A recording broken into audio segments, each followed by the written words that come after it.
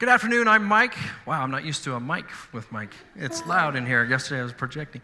And I'm joined today with Trent and Melissa, and they're going to be working on a little project, and we'll come back to that here in a couple of minutes. So we've been casting for about 38 years. I'm a second-generation caster, and we moved our business down here from Loveland 3 or 4 years ago, and actually right here on 4th Street.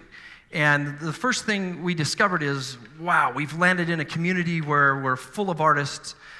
Things are, different than they were on the ranch where we could walk to work and cast and come back and make belt buckles. So we instantly had a lot of people that were coming through our foundry and curious about what it is that we're doing. And so what we quickly realized, because I grew up casting, and we just thought everybody knew what lost wax casting was all about. What I quickly discovered is not a lot of people know what lost wax casting is about, and they definitely don't have the access to it.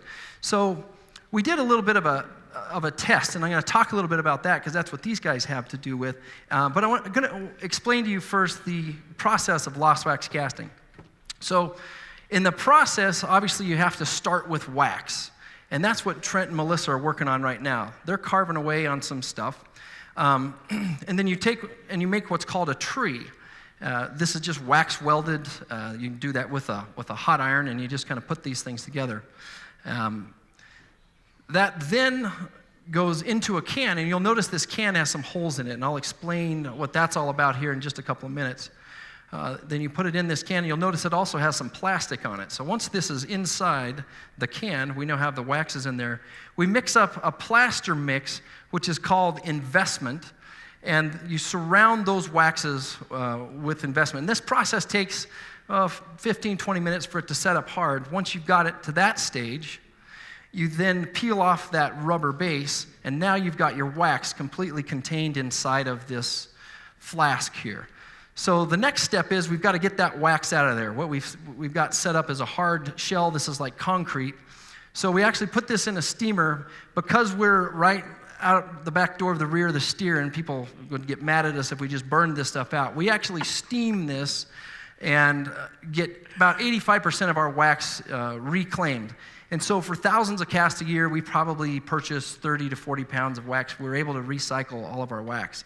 The mix changes a little bit, and we have to play with it, but for the most part, we're pretty self-sustainable there. Then this can will go into an oven for 14 hours, go up to 1,350 degrees, come down to 1,100 degrees, nice and toasty, and then it's ready to be cast. At that point, this cavity, now, wherever the wax was at, is now a void. So we no longer have wax in there, but we have a negative space of whatever we were going to cast. So at that point, we then take this and put it into a machine that it then puts it in a vacuum, and that's where these holes come into line. Because this mixture is porous enough that you actually apply negative pressure or a vacuum on it, and it goes right into that cavity that's just to the left of the machine there. And then that sucks into all the details. So the super detailed stuff that they're working on here will get filled with bronze or silver or gold or whatever it may be.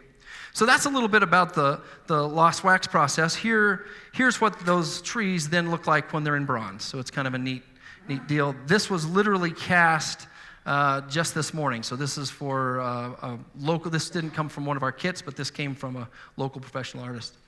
So what the challenge was is we were going to figure out, well, how could we increase awareness about this and accessibility for it? So before the Loveland Sculpture Show a couple years ago, we actually created this kit that has the wax is already preformed and ready to go. And we're just trying to make it easy for people so they didn't have to go around town and find wax and then find tools, and the kit comes with tools. And we gave 50 of these kits away. And that's really the fun part that we discovered in Loveland. People that were novice artists, never done anything with sculpture before, suddenly had that as their medium. They may have been painters before, they may have done other things. And that's where Trent and Melissa come in. Melissa, tell me a little bit about your lost wax experience. Well, I am by no means an artist, okay? Before 2010, I was a professional who would put on a beautiful outfit like this and go off to work in the morning and come home and feed the kids, etc. Now, after a required retirement, shall we say.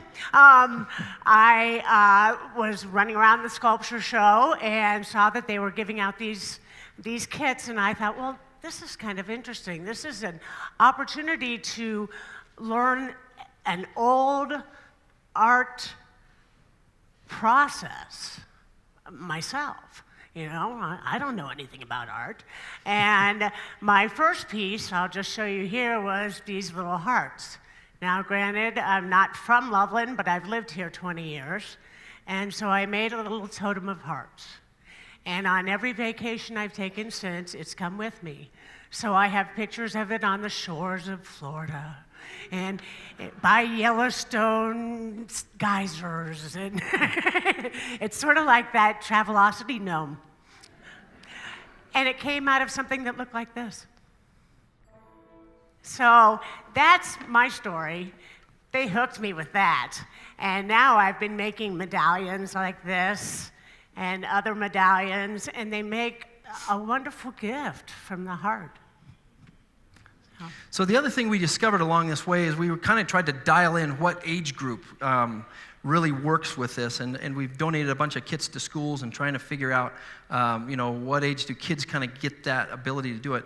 And that's where Trent comes in. Trent was one of the first folks to grab one of these kits. He was one of those 50 kits we gave away. So Trent, tell us a little bit about what you're working on. Right now I'm working on an Empire State Building, so, it's basically simple. Start with one of the blocks you can just see in the shape. Although what you have to do is you have to chop off this part of the block, save that wax, melt it onto here, just, I guess, shove it in the microwave, blow it with a hairdryer. But, so you do that, and then the extra bits, you can, form different layers and little tips, make little needles, stuff like that. And after you're done with that, you can put in like little windows. Although you want to make sure they're really deep, because with my dice, some of them weren't as deep, so they had to drill it in when it was already casted. So you want to make sure you have nice deep holes, and you send it to them, and next thing you know, you have a nice casted little thing that you can put on a shelf and keep forever. Awesome. So we're about out of time, but this is a process. We're still determining whether this is a marketable product or not. But in the meantime, we're just having a lot of fun with it and really discovering the creativity of people here in Loveland. Thank you.